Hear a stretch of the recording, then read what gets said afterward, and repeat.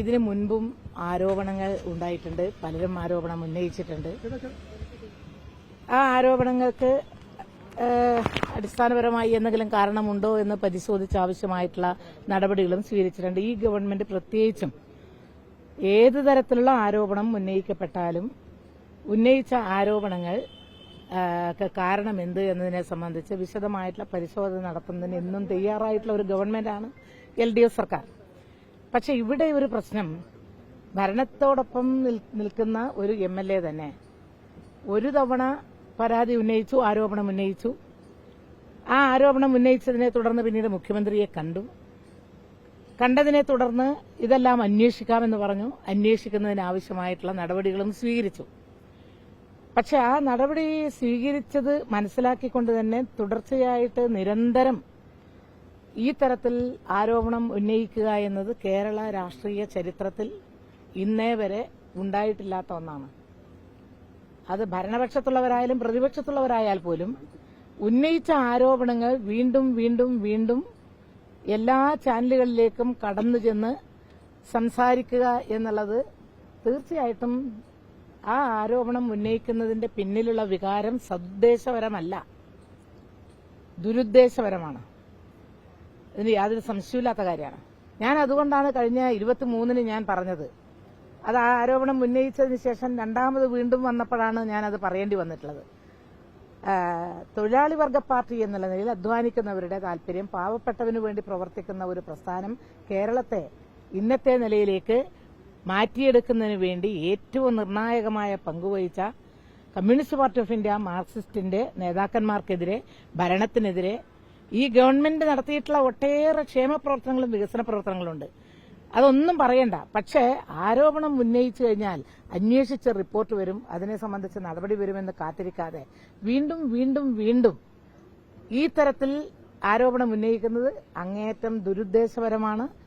അതിന്റെ പിന്നിലെ ചേതോവികാരം എന്താണെന്നുള്ളത് അദ്ദേഹം തന്നെ തുറന്നു പറയുന്നതാണ് നല്ലത്. അതുകൊണ്ടാണ് 23-ന് ഞാൻ പറഞ്ഞത്.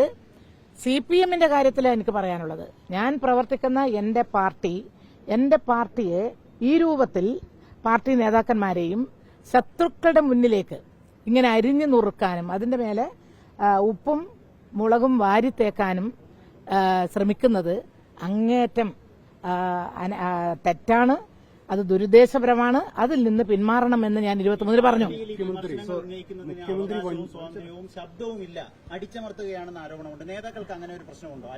അതൊക്കെ അദ്ദേഹത്തിന്റെ ഭാവനയിൽ നിന്ന് വിരിഞ്ഞിട്ടുള്ള കാര്യങ്ങളായിരിക്കും. ഈ പാർട്ടിയിൽ കഴിഞ്ഞ 42 വർഷമായിട്ട് പ്രവർത്തിക്കുന്ന ഒരു വ്യക്തി എന്നുള്ള നിലയിൽ നമുക്ക് പറയാനുള്ള കാര്യം തീർച്ചയായിട്ടും അവിടെ പറഞ്ഞു തന്നെ ഇരിക്കും. പക്ഷേ ജനാധിപത്യം ഉണ്ടല്ലോ എല്ലാറ്റിലും. അതിനനുസരിച്ച് ഭൂരിപക്ഷ പ്രകാരം എടുക്കുന്ന തീരുമാനം അല്ലെങ്കിൽ ഐകകണ്ഠ്യേനയായിരിക്കും. ചിലത് ചിലപ്പോൾ 1-2 ആൾ വ്യത്യസ്തമായ അഭിപ്രായം പറഞ്ഞു എന്ന് വരും. പക്ഷെ ഈ പാർട്ടിയിൽ എല്ലാ തീരുമാനങ്ങളും യുനാനിമസ് ആയിട്ട് അല്ലെങ്കിൽ മറ്റു തരത്തിലെടുത്താൽ ഇതിലും എല്ലാവരും യുനാനിമസ് ആയിട്ടാണ് എല്ലാവരും എടുത്തിട്ടുള്ളത്. ഈ ഇത്തരം വിഷയങ്ങൾ ഇത്തരം വിഷയങ്ങൾ റിയാസിന് വേണ്ടി ഈ പാർട്ടി സംവിധാനത്തെ മുഴുവൻ മറ്റുള്ള നേതാക്കൾ അൻവറിനോട് ചോദിക്കുന്നത് ഞങ്ങൾക്കും പാർട്ടിയിൽ നിന്നു പോകണ്ടേ എന്നുള്ള ചോദ്യമാണ്. അപ്പോൾ ആ ലെവലിലേക്ക് എത്തുന്നുണ്ടോ ഈ അത്തരം കാര്യങ്ങൾ ചോദിക്കാൻ നല്ല ആർജവമുള്ള പാർട്ടി മെമ്പർമാരും പാർട്ടി പ്രവർത്തകരും നേതാക്കളും ഉൾക്കൊള്ളുന്ന ലക്ഷക്കണക്കിന് വരുന്ന പാർട്ടി പ്രവർത്തകരുള്ള ഈ പ്രസ്ഥാനത്തിലെ പാർട്ടി പ്രവർത്തകർക്ക് അതിന് നല്ല ആർജവമുണ്ട് അത്തരത്തിലുള്ള കാര്യങ്ങൾ ചോദിക്കാൻ. ഇനി അത് കമ്മിറ്റിക്കകത്തായാലും സമ്മേളനങ്ങളിലായാലും.